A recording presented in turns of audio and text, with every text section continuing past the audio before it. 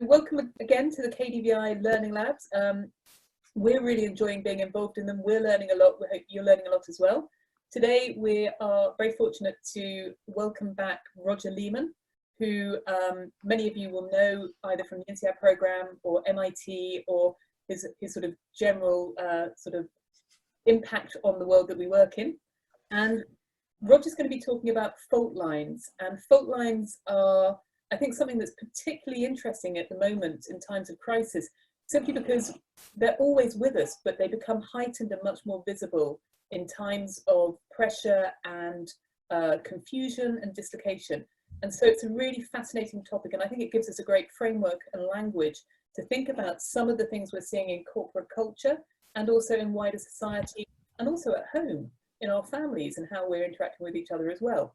And so I'm not going to make any further sort of comments on the subject because Roger's going to do a detailed introduction to it. But before we start, I just really want to touch on a few etiquette things. First of all, we'd like you to be muted throughout the session unless you're speaking. And you'll be automatically muted. Please don't unmute yourself unless you're invited to. Just keeps background noises a minimum. Number two, we're going to be recording the session as we've done before. There will be a summary and a video made available through the KDVI Learning Lab website later.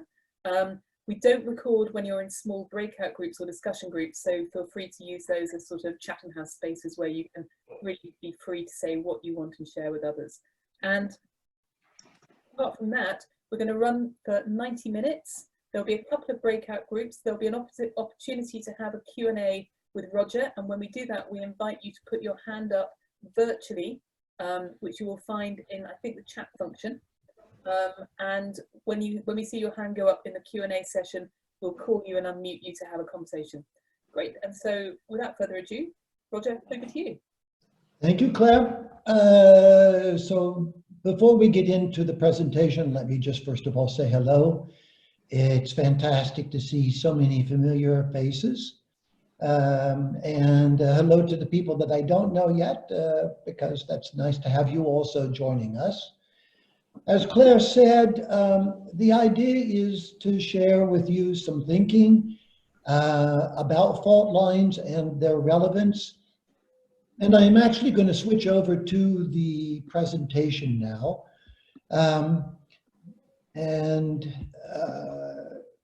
There we go. And we'll predominantly be in presentation mode, but we'll pop back and forth so that you know I'm still alive and here with you. So the whole idea of fault lines came up in a discussion. It's something we've been teaching on the CCC, EMC, EMCCC, whichever time you went to do the program at INSEAD, for the last couple of years. And as Claire mentioned, it is unbelievably relevant at this point in time, because it's one of those things where once you have the language, like social defenses or like other terms that we use a lot in our system psychodynamic perspective, once you have a language, all of a sudden you see it everywhere. And in preparing for this, when I was starting to prepare for it a couple of weeks ago, it just so happened there was an article in the New York Times, and let's go that way. There we go.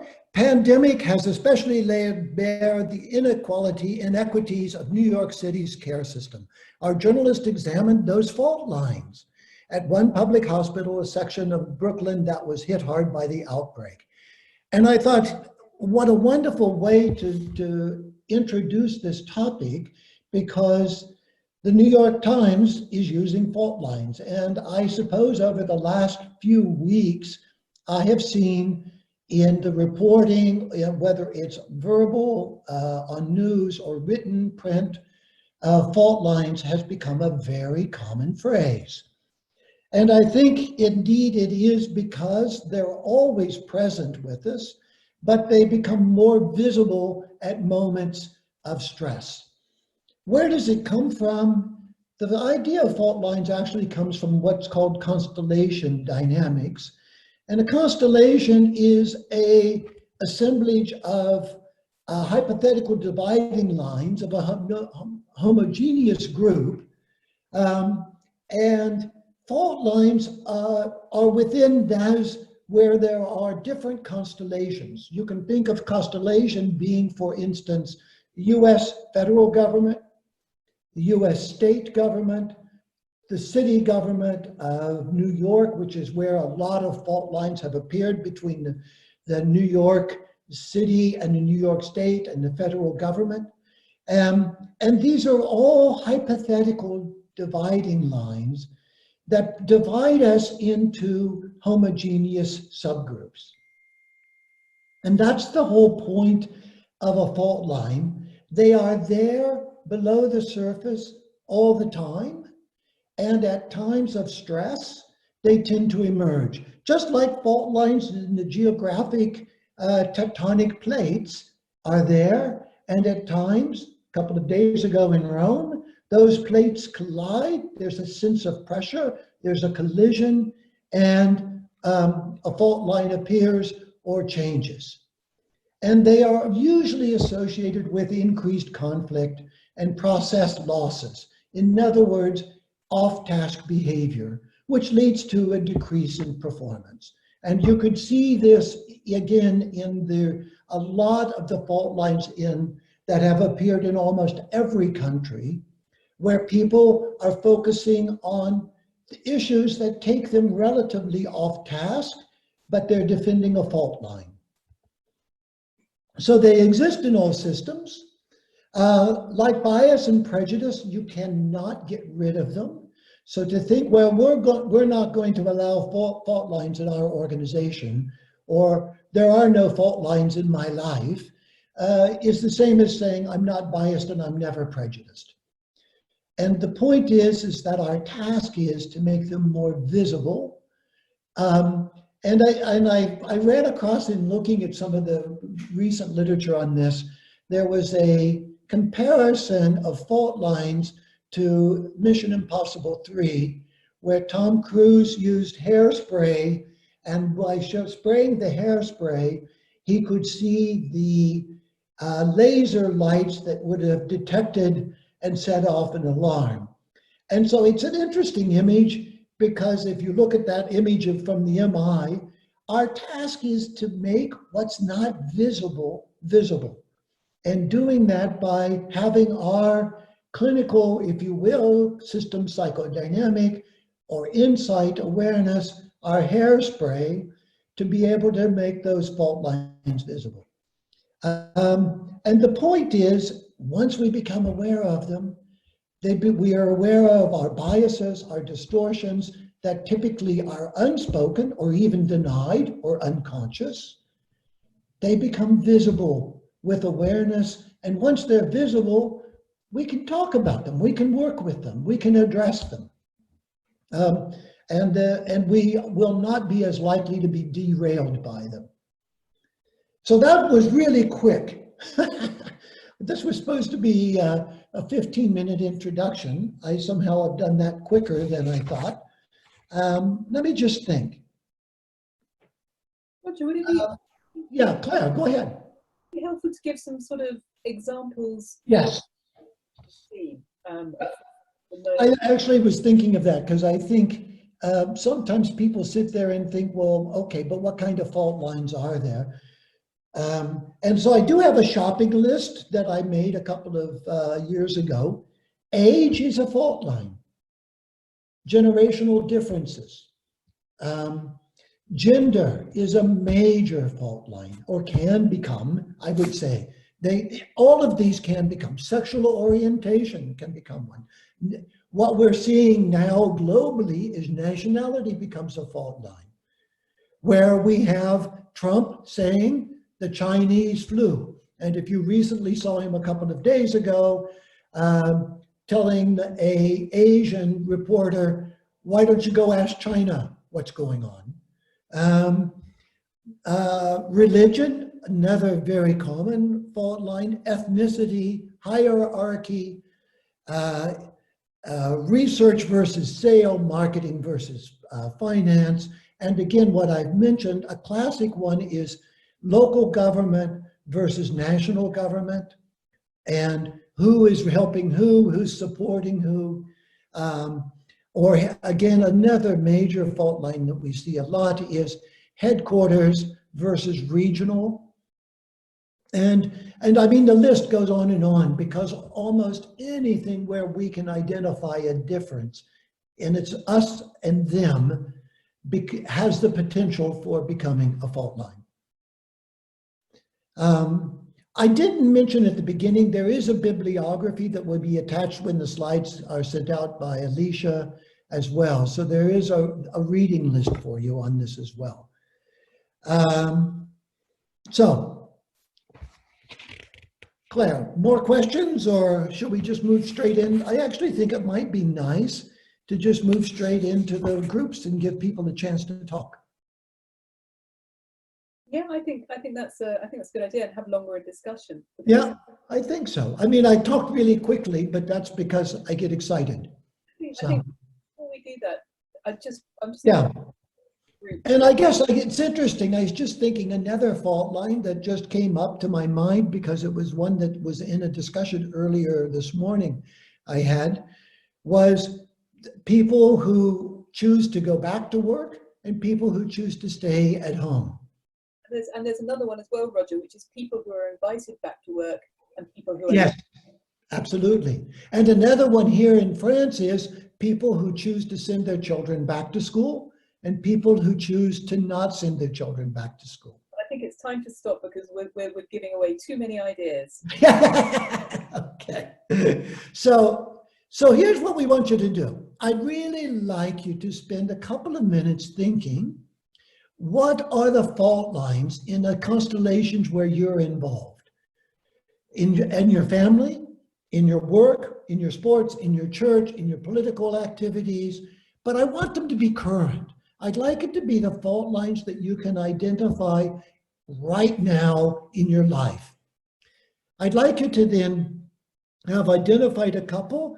How do they show up? In other words, what behaviors or what activities or what discussions or what do you do or what don't you do? What triggers it for you? How does it get activated? And what are the behaviors you see in yourself and in others? Because the moment you see a fault line, it is us and them. And I'd like you to tune in to your behaviors and their behaviors.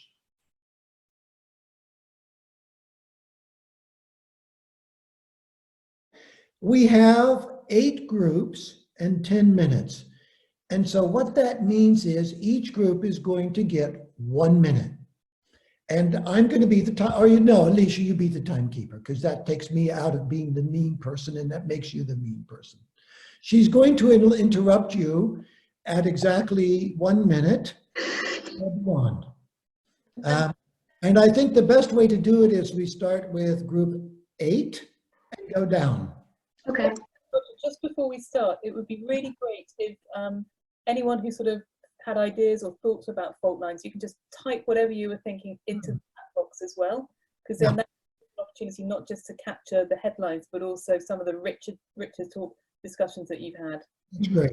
Yeah, sorry, that's great, Claire. I forgot about that. To give us more contour and more depth. Oh, wait, so Roger, in fact, there were 9 rooms. So 9 groups. So we can start with group 9. I think Evelyn Juan, you were part of that group. If one of you could provide us with your insights.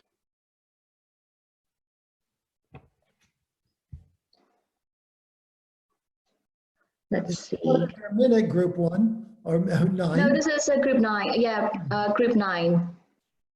So anyone in the group, I think it's Evelyn, Juan, Kapil, Natalie, and Regina. If one of you want. Yeah, so I forgot my group name, group number. So I'm the nominated person. This is Kapil here. I can go first. So very, very quickly, I think there are 2 things that sort of emerged in our discussion from a summary perspective. One is just a piece on how new this is to everyone, and that's just creating a lot of anxiety, a lot of inconsistency, in the way different people, different countries, different geographies, and everyone's dealing with this, and sort of amplifying the fault lines in that sense. The second piece that we said was that the nature of the pandemic is such that, you know, everything that was probably bad is becoming worse. So a lot of the stuff that did exist underneath the surface is just becoming a lot more visible, and a not so nice manner very often in either our organizations or countries and so on and so forth. So those were two things that really emerged in our discussion quite clearly. Thank you, Kapil. Group 8, it's Amel, Nancy, Nina, and Vishva. Hi there, I'm our nominated speaker. So yeah, I mean, we had a similar discussion about how, obviously how the fault lines that we were already experiencing in our lives, obviously they, you know, it does get more intense, and it feels much more exacerbated during times of crisis. And what was quite interesting is we were talking about how, you know, how things like our childhood experience and how that has impacted how we respond to the fault lines, as well as our levels of resilience. But then also how, you know, it's times like these when we become more aware of the fault lines, but also then thinking about, we can start questioning and thinking more deeply about what kind of person we want to be, and, you know, when they become so much more clear to us. Good, thank you, Nina. Let's see, 9. The group with Elko, Morgan, Toya, and Wisham. Yes, I'm the spokesperson for that group. I think you asked for a couple of slides, but I see screen sharing is disabled, so I'll just read them. So we discussed a number of fault lines. We talked about schools, you know, parents who want to send their kids to school versus those who don't, parents who want their money back, for example. We talked a lot about geographical fault lines, which was interesting. You know, infection rates in different areas for coronavirus. But I should say coronavirus dominated the discussion in our group. An interesting one was, you know, rural residents, people who live in the countryside, who are protective of their areas from the city folk who have chosen to escape, you know, the cities. That was an interesting discussion. We talked about political fault lines, people in different political parties. We talked about micro versus macro fault lines, you know, how small can you go in a group with a fault line. And then we talked about how to address fault lines. And some things that emerged are things related to fair process, effective communication, good listening. Compromise was something that came up. There was a question about, you know, whether one group across the fault line was in power, or whether they were dominant, or whether the two groups were equal, and how does that affect how the fault line is addressed. We talked about rigidity in psychological development and how that could make the fault line greater and harder to deal with, and a need to raise consciousness as you dealt with fault lines. We talked about threat as a component of fault lines. And finally, whether, you know, emergency communication, such as what we're seeing in some areas, like, for example, Andrew Cuomo is the governor of New York, you know, utilizing an emergency communication framework, whether that's an effective framework also for dealing with fault lines, since there is that component of threat in fault lines as well. Yep. So that's a quick summary of our discussion. Very good, Wissam. Thank you. Let's see, it's the group with Avani and Flores, Martine, Nancy, and Ronan. I'm the designated spokesperson, and my colleagues are going to write in the chat. So we have identified one fault line that is obvious these days, which is, do you have a place outside in where you live, a garden, a terrace, or that is a major one these days. And it came to, what are the fault lines that have disappeared? And the fault line that have disappeared, or the size of your office, or the density of your open space. From that, we went on, how do you trigger the fault lines? So we thought it comes from identity. Identity needs to put boundaries around your identity, knowing if you're in or out. And so in is safe, out is unsafe. And then sometimes you do not want to see outside because it's unsafe and you do not build curiosity. So what can you do about all that is, well, from identity being going to self-knowledge, then understanding my characteristics helped me to understand that some other people may have different characteristics. And then we can see the fault lines, and then we can have and curiosity and compassion, which helps us be able to accept the others where they are, how they are. And now what we've thought is fault line is a very interesting concept, but it's not the one that is the most operative these days, because what fault line or the infrastructure on which split or built, but now it's only the infrastructure. So if you take a fault line and you're in a diverse community where curiosity is the rule, then the fault line will be there, but the split will be smaller, and vice versa. Very good. And thank you to the group. Thank you. I had a pretty good group, I must say. Proud of them. Proud of us. Good.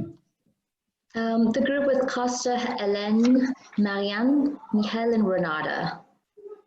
If one of you Okay, so I will report back on behalf of the group. So we started a very, benign theme of fault line of those who can stay at home and who are forced to work. And then we went to the political, big ones, and there were topics of those who are left behind and not, who have and who have not, for example, who have private insurance, health insurance, and have comfortable hospital, those who have, full hospitals. And then we went to more closer to us. So moral and values fault line. For example, if we value fun, we may continue life as it was. But if we take care of our people, it's our value, then we may behave differently.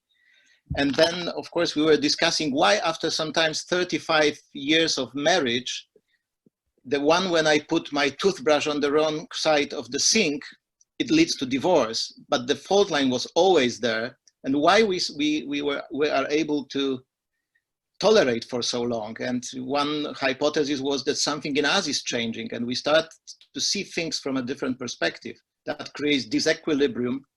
There is a release of energy, and then some new equilibrium creates. So thanks to the group also. Very interesting discussion. Good. Thank you, Mika. the group with Constance, Kati Marton, and yeah. Yes, so that was our group, and we discussed first very clear examples of fault lines. For example, professionals and support staff in organizations, scientists and technicians, full-time and adjunct faculty, and how some, even in the COVID crisis, feel more secure and more safe, and others who feel more unsafe. And then Siet came up with a very interesting concept. The person who came to him and said, "I'm not a COVID believer." So the conversation was very interesting around, is it a matter of believing in COVID or what is it? And of course, it was about the question of survival. I choose immediate survival, so I deny COVID because COVID will not really hit me the way I will be hit if I have to close my business right now and leave the country because of COVID. And finally, Martine came up also with how fault lines are covered at this moment. For example, in his organization, all permanent and not permanent staff are working together in order to get the university to work back again. So that fault line for the time being is not visible. So our conclusion in a way was that fault lines move around a lot as well. Visible, not visible. And sometimes it's a matter of pure belief. Do I have faith in COVID or I don't? And thank you to the group. It was a great discussion. It's always wonderful to be with the CCCs. We get along very well, just naturally. Thank you, Constance. Thank you. So let's move on to the group with Mohammed, Nissan, Robert, Terry, and Virginia. I'm the spokesperson for this group.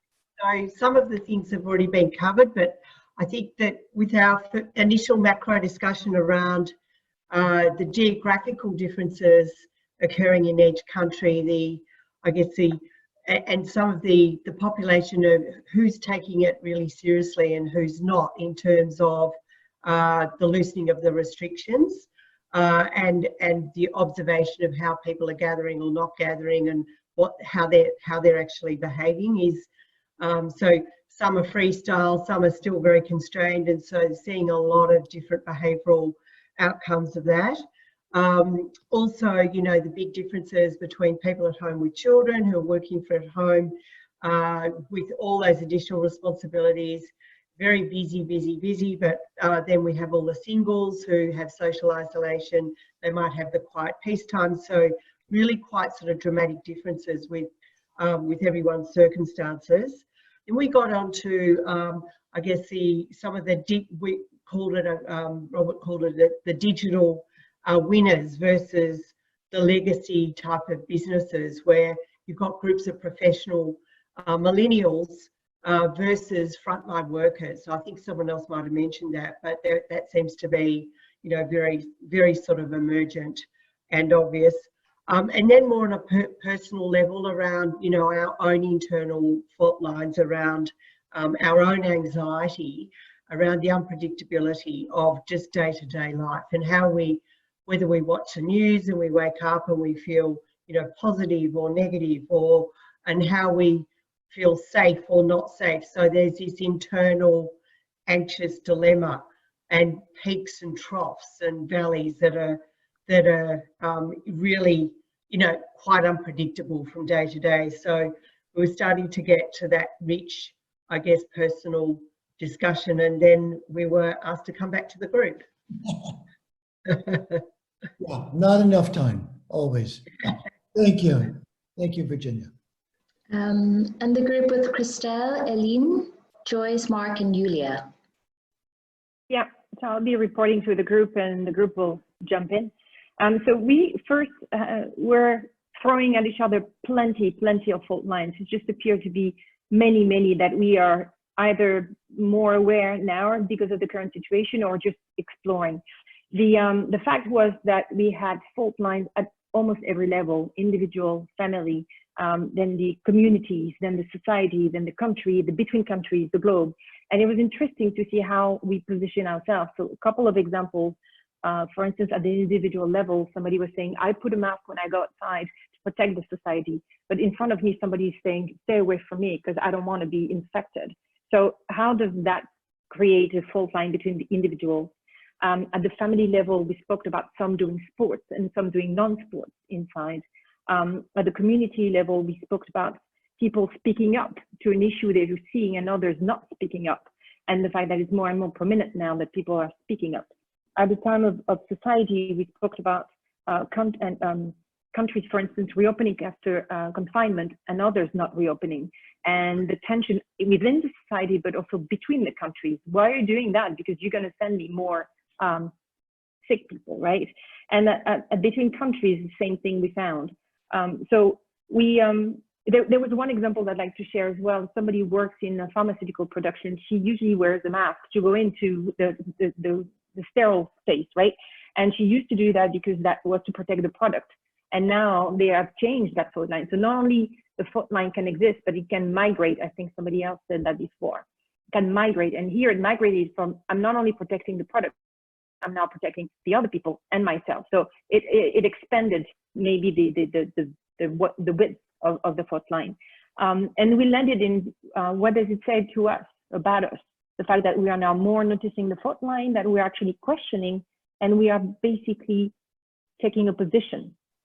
Mm-hmm. Am I speaking up, not speaking up? Am I in favor of opening up my country, not opening? So there's a lot to be said about first noticing, being aware, but then how you respond to it. And that's where we left it. Very good. Thank you, Christelle. Welcome. And finally, the group with Abhishek, Carolyn, Diana, Frank, and Jerome. We had a very wide-ranging conversation, starting off on the personal well-being related side, simple things like, can we get exercise? People who can, people who can't. Then moving on very much to those geographical boundaries that have been talked about, and the sort of gap in understanding that's occurring between these countries which perhaps are doing business in multiple different countries, and having the challenges of having lived through very different circumstances and situations. We then had an interesting conversation around perhaps some form of hierarchy of fault lines developing. There was the concept of knowing someone who's ill versus not knowing someone, actually having been ill versus not being ill, and then to being protected or being unprotected. And some of these things very much underlying and perhaps will come to the fore. So that took us into a conversation around whether they were perhaps they're not only fault lines, but perhaps even fault spaces. How do these things intersect with each other to create areas? We then got on to talk a little bit about, well, is it durable? Are these things durable? The thought was that some fault lines will disappear by themselves, such as when people go back to school or when a vaccine is available, but others won't. For example, like inequality, those underlying related aspects, or those that are empowered or disempowered. Very interesting thought from Diana around was fault lines as a positive, the sense of purpose coming from a fault line. You know, there's something on somebody's side, we're in something. And then the last part of the conversation was around, you know, what are the things that perhaps could, if it was even sensible to heal, what are those things that could bridge? And there was discussion there around empathy as a bridge over the fault line, not judging and not being respectful of perspectives on both sides. A comment around that's really challenging because it's way more difficult to be empathetic when you're scared. And yet that then, of course, carried on to the role that leaders will need to demonstrate, because that's where the real leaders show up. Yep, super, thank you. Very good. I think that's all the groups, is that right, Alicia? Yep, it is. Well, let me move on a bit. And to screen share. And at one point. Yep, go ahead, Claire. I thought it was, there was one interesting point, there were loads of interesting points in the chat, some of which were touched on in the conversations, but there was one interesting point made by Martin, which I just wondered if you could just give some thought to, and that is, we know that fault lines shift, but can a crisis actually close down a fault line, or eradicate fault lines because it becomes irrelevant as a result of people aligning, or it just becomes too difficult, or it's actually such a deep fault line that it gets papered over? Mm-hmm. Yeah. I mean, I think that there is a degree of fluidity. Fault lines that, I mean, what you see is fault lines that we thought were in stone all of a sudden disappear. And fault lines that we never imagined possible all of a sudden appear. I'm not sure if that answers your thought, but I mean, it's... I guess what made me curious about Martin's question was whether you can have sort of a temporary closing and a reopening. Yes, I would think, yeah. And whether, you know, what sometimes in crisis we all align and actually it's an illusion. Yeah. Or it's, I'm not sure I'd say it's an illusion, Claire, but I would say sometimes in a crisis we align, and when the crisis is done, we go back to our fault lines. And so there's a sense of we are willing to join up with people that we would not normally join with in a moment of urgency or crisis. And so I don't think we deny, but we suppress those. Roger, may I ask? Hi, Roger. I see it as a chance. I mean, we know there are some front lines in the organization, in the society, and when we have managed to go through this crisis, we could look back and say, hey, these front lines, which definitely existed, there is no reason for them. Let's start the dialogue, you know. So therefore, there I see the chance. Absolutely agree with you. Yep. Yeah. Great to talk to you.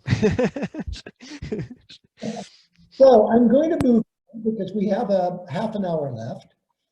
And what I want to go to is a concept, and again, for many of you, this will be familiar. Within fault lines happen the way we've been talking about it at an organizational level, predominantly, or team, or whatever. Within that, you could see a microcosm of that macro would be, let me get the slides to go. Yes, okay. What are called rackets. And these are just pictures of the 1930s, New York, because the concept of rackets goes back to the Prohibition in the US, when you would walk into what looked like a shop, but actually it was a front for being able to sell alcohol illegitimately. And the reason that they've used this and applied rackets within fault lines is that we tipped the runner. There was a phrase that was done, and it's still very common in the US, you're running a racket, or it's a racket. It's where racketeering came from. And it is about being deceptive, not being upfront, pursuing an agenda that's hidden behind something else. Now, how does that relate to fault lines and to what I'm trying to share with you today? The way this plays out is the rackets end up often being persistent complaints or scams about others. In other words, we tend to say, the people in marketing always do this, or you can't, HR doesn't understand us. It tends to be these kind of all-encompassing us, them, at a much more personal level. They tend to be fixed patterns, and they, at an individual or team level, they are defenses. At the team level, those are what we call social defenses. At the individual level, they are individual defenses. It's a way of protecting us when we feel vulnerable and insecure. And one of the reasons for it is there are 4 aspects of rackets. One, as I've said, it's an enduring complaint about someone else.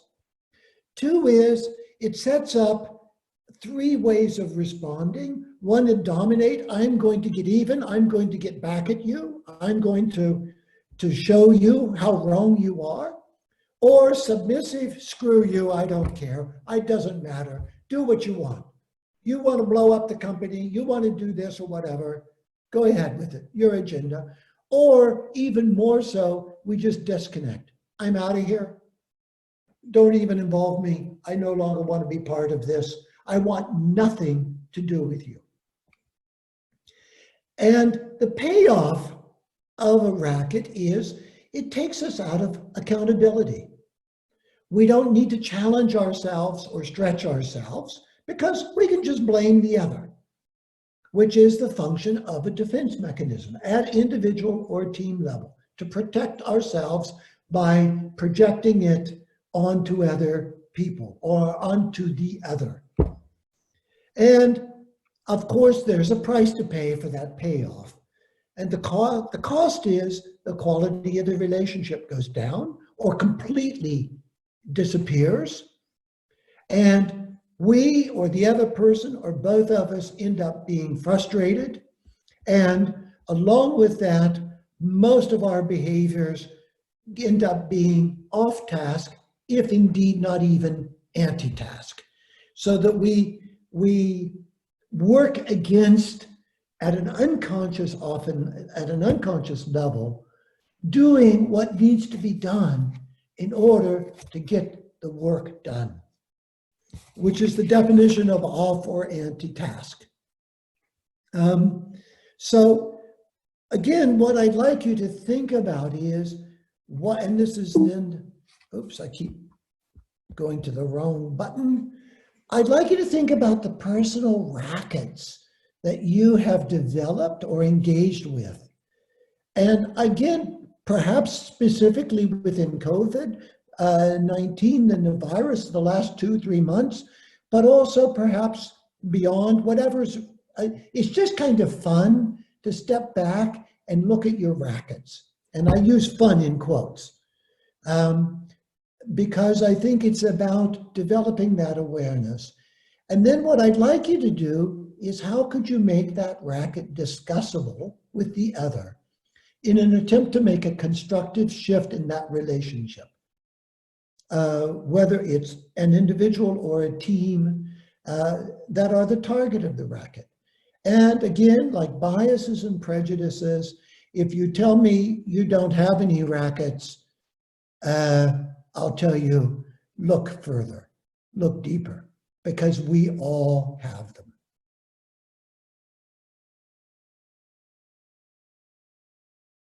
So let me, first of all, a couple of things. One, we're not going to have a chance to have you debrief the way that you've done after the first one. What I would like you to do is to have each group, or just have each of you enter in the chat box your takeaways, both in terms of the racket and what you might do, because we really would like to capture. We've got close to 50 people, and it would be wonderful to capture all of those from you. So please just go into the chat box, and you can ask questions, which Christelle has just done, but also we'd like you to enter what you discussed, you yourself discussed, in terms of your racket and what you might do about it.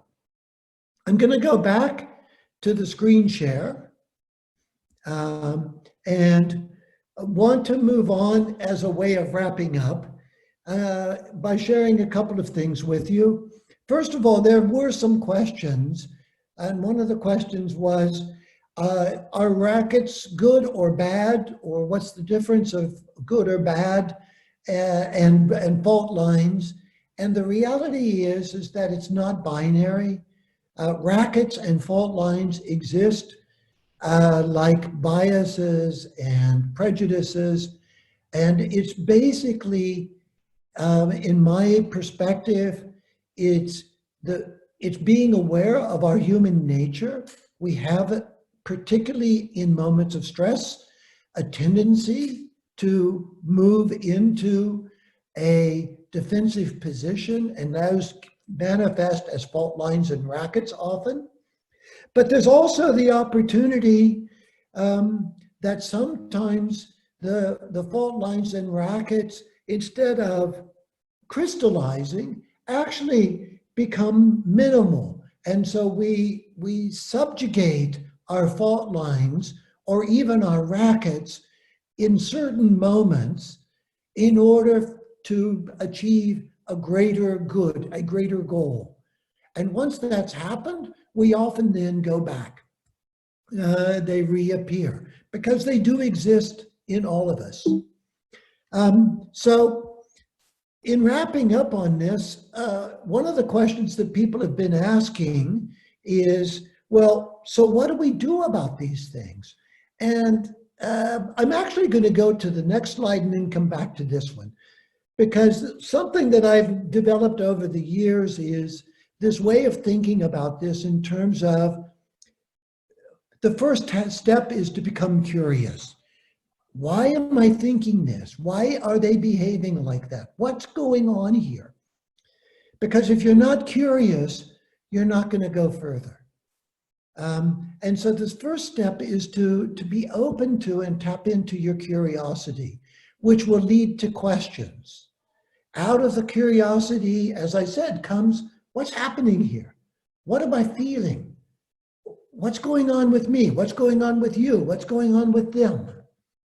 That leads us to awareness. Sorry for the misspelling or the delay there, but out of questions comes awareness, and awareness creates the possibility for insight. And insight leads us to options. The moment we have options, we have choice. And it's out of that choice that we can change our behavior, the way we engage with others, the way we talk, the things we notice, the things we don't say, we choose not to say, because it would detract from the primary task at that moment. And that leads to impact. And so the whole point of this whole session was making a difference. That's one of the things that I think was the major goal. By recognizing your rackets, and I'm going to go backwards now to the previous slide, by recognizing fault lines and rackets, you can make a difference at an individual, a team, organizational level. I'll wrap up by just saying, and I actually will take a couple of minutes, you've got this list here of things that I thought of. What is our primary task? And is what we are doing now on task? And one of the things that's so important, and I'm, as you know, those of you that know me, I am a real fan of understanding social defenses. And by doing that, understanding our primary risk.